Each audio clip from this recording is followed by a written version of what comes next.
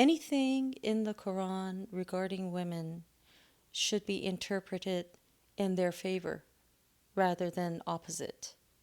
So God always respects women, always is against oppression for women.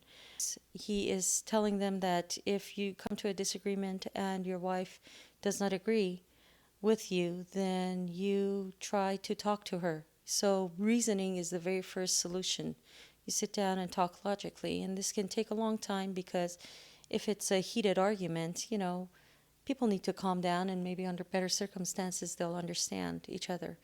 I mean, physically, of course, men and women are not physically equal.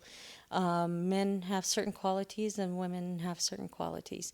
But as far as righteousness and observing God's commandments, yes, God, as a matter of fact, He doesn't say the closest to me are the men or the women or the mothers or the fathers.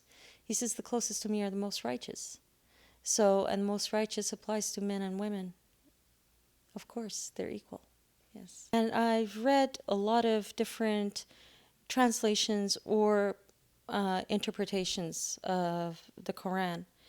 And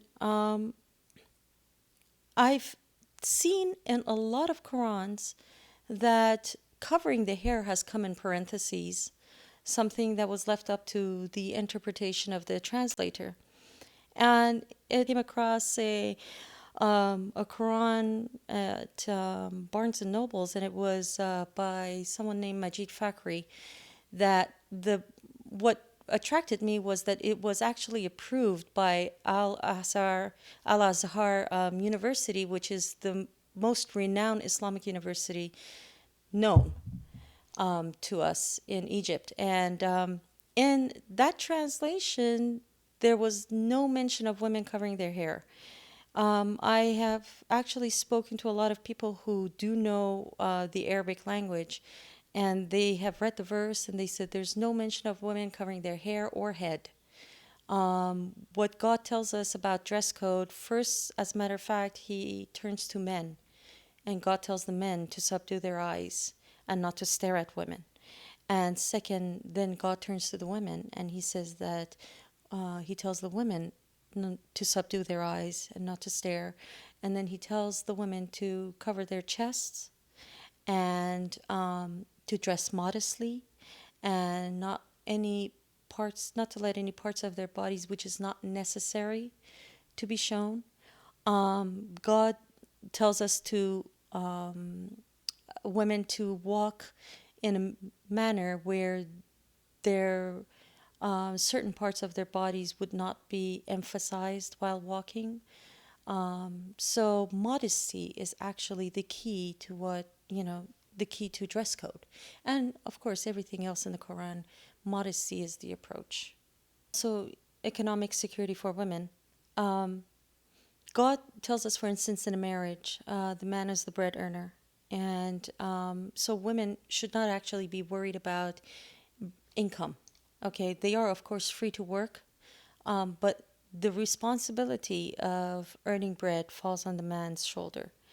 When it comes to inheritance laws, men do get twice as much as the women.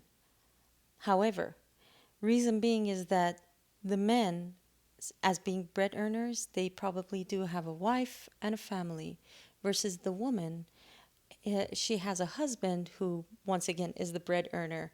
And so, in cases like that, if there is no will, of course, in many different ways, okay, I can say that, uh, for instance, in case of divorce, God tells the men to compensate the women, which in a way we call it alimony. In a case of